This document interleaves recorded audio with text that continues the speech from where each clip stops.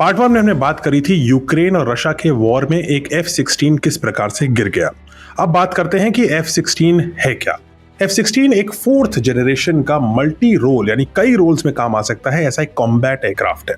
आज 25 से ज्यादा देश की वायु सेनाओं की रीढ़ की हड्डी है ये F-16। इनफैक्ट हमारे पड़ोसी मुल्क पाकिस्तान की एयरफोर्स का भी यही बैकबोन है। F-16 की अधिकतम रफ्तार मैक 2 यानी लगभग 2400 किलोमीटर प्रति घंटा है। यानी F-16 आसमान में उसी रफ्तार से उड़ता है जिस रफ्तार से AK-47 की एक गोली चलती है।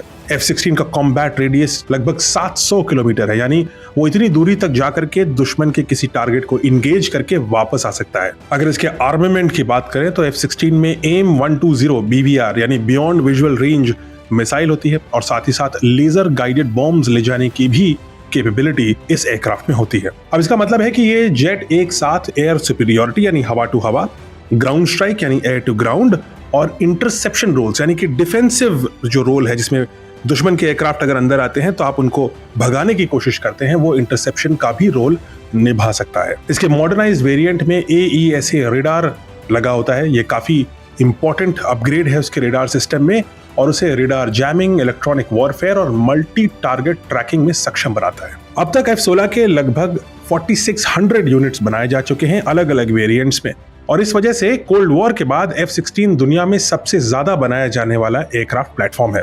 F-16 ब्लॉक 70-72 की कीमत लगभग $70 मिलियन तक जाती है, यानी कि 580 करोड़ रुपए का एक हवाई जहाज। इसी वेरिएंट में अपग्रेडेड रेडार सिस्टम, अच्छे cockpit, beyond visual range missiles और एडवांस्ड इंजन्स शामिल होते हैं। अगर पुराने F-16 की बात करें जो AM और BM वर्जन्स हैं तो वो लगभग $35 मिलियन तक के आ सकते हैं, यानी लगभग 300 करोड़ रुपए। यूक्रेन को जो जेट दिए गए थे वो यही वेरिएंट थे और अगर तुलना करें तो हमारे तेजस की कीमत लगभग $38 मिलियन है, यानी 320 करोड़ और ये F-16 की कैपेबिलिटी के लगभग बराबर ही है।